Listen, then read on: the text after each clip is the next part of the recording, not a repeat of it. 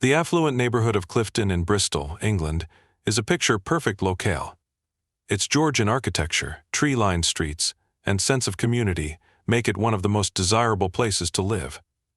But in December 2010, its serenity was shattered by a crime so chilling it reverberated across the nation. At the heart of this tragedy was Vincent Tabak, a seemingly ordinary man whose polite demeanor and quiet life masked a dark and disturbing truth. This is the story of Vincent Tabak and the murder of Joanna Yeats, a tale of deception, obsession, and a horrifying betrayal of trust. On December 17, 2010, 25-year-old Joanna Yeats was preparing for a cozy weekend in. Jo, as her friends called her, was a landscape architect with a bright future ahead. She lived with her boyfriend, Greg Reardon, in a flat on Canninge Road in Clifton. That evening, Greg left for a weekend trip to Sheffield, leaving Jo alone for a couple of days. It was a typical arrangement for the couple, and Jo planned to spend her time relaxing and baking. Jo never made it to Monday morning. When Greg returned home on December 19th, he found the flat empty. Jo's keys, phone, and coat were missing, but her purse was still there. The most unsettling discovery, however, was a carton of milk and an unopened pizza on the counter. Jo had evidently been preparing to eat when something or someone interrupted her. Greg reported Jo missing, and what began as a routine missing persons case quickly spiraled into a nationwide search. Friends and family pleaded for information, and the police launched a massive investigation, scouring CCTV footage, interviewing neighbors, and setting up tip lines. The story dominated the news, capturing the attention of millions. On Christmas morning, 8 days after Jo was last seen, her body was discovered by a couple walking their dogs in the snow-covered countryside of Fayland, just a few miles from Clifton. She had been dumped on the side of a remote lane, partially covered by leaves and debris. The discovery was heartbreaking and horrifying. The autopsy revealed that Jo had been strangled. The injuries suggested a violent struggle, and ligature marks on her neck indicated manual strangulation. There was no evidence of sexual assault, but the sheer brutality of the crime left detectives and the public shaken. With Jo's death now officially a murder investigation, the focus shifted to finding her killer. Police worked tirelessly, sifting through thousands of tips, interviewing neighbors and acquaintances, and reconstructing her final moments. Among those questioned was a man who lived in the same building as Jo and Greg, Vincent Tabak. Vincent Tabak was a 32-year-old Dutch engineer who lived in the flat next door with his girlfriend, Tanja Morrison. To most, he appeared unremarkable, polite, reserved, and unassuming. A highly intelligent man, Tabak worked as a consultant specializing in computer modeling and had moved to England for better career opportunities. When questioned by police, Tabak seemed cooperative. He expressed shock at Jo's death and lamented the loss of someone so young. He provided an alibi, claiming he had spent the evening Jo disappeared watching TV with Tanja. There was nothing overtly suspicious about him, at least not at first glance. As the investigation continued, Tabak's mask began to slip. Detectives noticed inconsistencies in his statements, and forensic evidence raised further questions. While Tabak initially seemed eager to assist, his behavior grew increasingly erratic. He obsessively followed news coverage of the case, even joining online forums to discuss the investigation. This strange fixation on the crime alarmed those who knew him. Forensic teams eventually found DNA evidence linking Tabak to Jo's body. Microscopic fibers from his car matched the clothing Jo had been wearing when she was killed, and CCTV footage showed Tabak's vehicle near the location where Jo's body was dumped. The walls of deception he had built began to crumble, and in January 2011, police arrested Vincent Tabak on suspicion of murder. Initially, Tabak denied any involvement in Jo's death. But as evidence mounted, he changed his story, confessing to killing her, but with a bizarre twist. Tabak claimed that he had accidentally strangled Jo during a failed attempt to kiss her. He insisted that her death was unintentional, a moment of passion gone horribly wrong. This explanation did little to align with the facts. The injuries Jo sustained were far too severe to be the result of an accident. The amount of force required to strangle her suggested deliberate intent, and the calculated manner in which her body was disposed of painted a picture of a man desperate to cover his tracks. Tabak's trial began in October 2011, and the courtroom was filled with tension and emotion. The prosecution meticulously dismantled Tabak's claims of accidental death, presenting evidence that revealed a darker side to the seemingly quiet engineer. Tabak had a disturbing history of voyeurism and an obsession with violent pornography.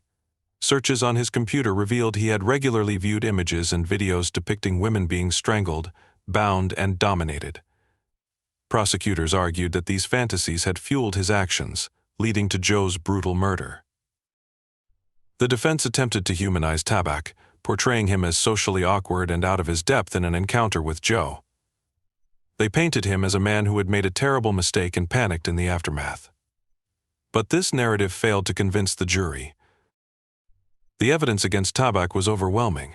His DNA was found on Joe's body, and his actions after the murder, moving her body, cleaning up evidence, and lying to police spoke to a cold and calculating mind. After just 2 days of deliberation, the jury returned a unanimous verdict guilty of murder. On October 28, 2011, Vincent Tabak was sentenced to life in prison with a minimum term of 20 years. The judge described him as a highly dangerous individual whose actions had shattered the lives of Joe's family and friends. Outside the courtroom, Joe's parents spoke of their devastation, describing their daughter as a bright and beautiful soul whose life had been cruelly stolen. Tabak's conviction brought some measure of justice, but it could not undo the pain he had caused. For the residents of Clifton, the case served as a stark reminder that evil can lurk behind the most ordinary of facades. Even after his conviction, questions remained about Tabak's motives. Why had he targeted Joe? Was her murder premeditated, or was it a crime of opportunity? The answers may never be fully known, but Tabak's actions before and after the killing suggest a man driven by deeply rooted fantasies and a desire for control. Tabak's girlfriend, Tanja, was left grappling with the realization that the man she had trusted and loved was capable of such horrific acts. She later described feeling a mix of shock, betrayal, and disbelief, a sentiment shared by many who had known Tabak. The murder of Joanna Yeats left an indelible mark on Clifton.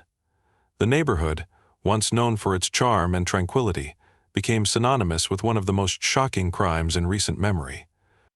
Residents struggled to regain a sense of normalcy, and Joe's flat on Canninge Road became a poignant reminder of the life that had been lost. Joe's death also sparked wider conversations about safety and trust. The idea that such a crime could be committed by a neighbor, a person living mere feet away, was deeply unsettling. It highlighted the thin line between the ordinary and the unimaginable, forcing people to confront uncomfortable truths about the darkness that can reside within. For those who knew Joe, her memory is defined not by her tragic death, but by the vibrant life she lived. Friends and family remember her as a kind, creative, and joyful individual who brought light to everyone she met. Her loss was a profound tragedy, but her legacy endures in the hearts of those who loved her. In the years since her murder, initiatives have been established in her honor, focusing on supporting young architects and raising awareness about violence against women. These efforts serve as a testament to Joe's enduring impact and a reminder that even in the face of darkness, hope and resilience can prevail. The case of Vincent Tabak is a chilling example of the duality of human nature. Beneath his polite exterior lay a dangerous predator, capable of unimaginable cruelty. His actions remind us that evil can take many forms, often hiding in plain sight, until it is too late. For Clifton, Bristol, and the nation as a whole, the murder of Joanna Yeats remains a haunting chapter in true crime history. It is a story that compels us to remain vigilant, to question the seemingly ordinary, and to remember the lives irreparably altered by one man's descent into darkness. Psychologists and criminologists have extensively analyzed Tabak's case, attempting to piece together the mind behind the crime. At the core of their study is the question: how does a seemingly ordinary man devolve into a cold-blooded murderer? The portrait that emerges is one of a complex personality, intelligent, introverted, and socially awkward, but harboring a deeply disturbing inner life. Tabak's history of voyeurism and fascination with violent sexual imagery painted a picture of a man consumed by fantasies of domination and control.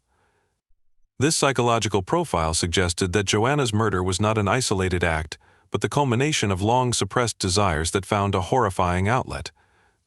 Forensic psychologists posited that Tabak likely struggled with a dual existence, one in which he outwardly conformed to societal norms while secretly nurturing dark compulsions. His behavior after the crime also provided insight into his psyche. Joining online forums to discuss the case and obsessing over media coverage hinted at a narcissistic desire to control the narrative.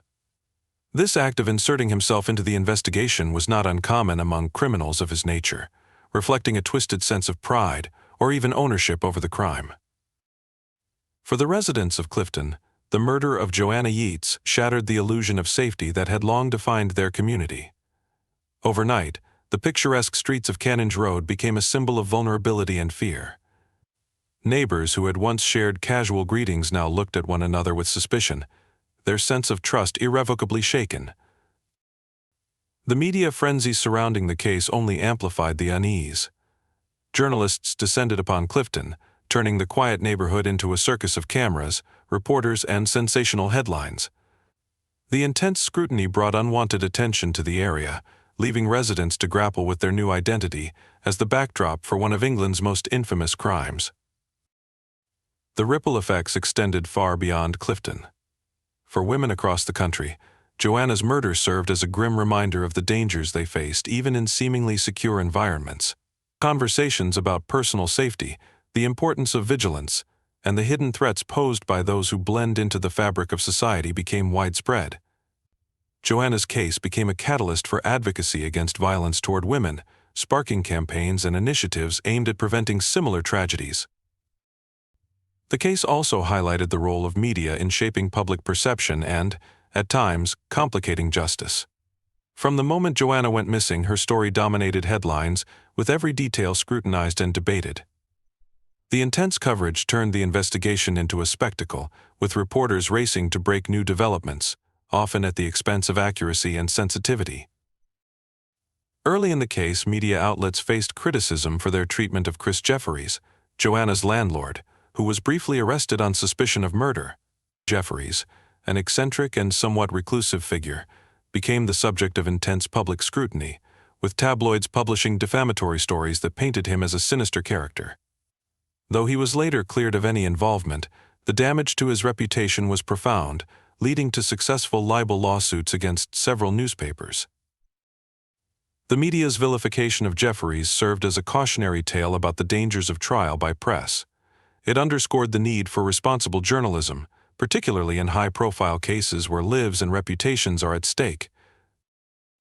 As Vincent Tabak serves his life sentence, questions remain about the nature of justice and rehabilitation. Is a man capable of such heinous acts beyond redemption? Should the focus be solely on punishment, or is there room for understanding and reform? These are questions that continue to challenge the criminal justice system. For Joanna's family, the concept of rehabilitation may feel irrelevant in the face of their grief. The loss of their daughter is a wound that will never fully heal, and no amount of punishment for Tabak can bring her back. Yet, for society, Tabak's case offers an opportunity to examine the root causes of such crimes and explore ways to prevent them in the future. The murder of Joanna Yeats is a story that forces us to confront uncomfortable truths about the human condition. It is a reminder that evil can hide behind the most ordinary facades, that darkness can lurk in the hearts of those we trust, and that safety is never guaranteed. But it is also a story of resilience. In the wake of unimaginable loss, Joanna's family, friends, and community have found ways to honor her memory and channel their pain into positive action. Through their efforts, Joanna's legacy lives on not as a victim defined by her tragic end, but as a vibrant soul whose life continues to inspire. For the rest of us, her story serves as both a warning and a call to action. It urges us to remain vigilant, to look beyond appearances, and to support efforts to create a society where such tragedies are less likely to occur. And in remembering Joanna, we reaffirm our commitment to justice, compassion, and the enduring belief that even in the darkest of times, light can prevail.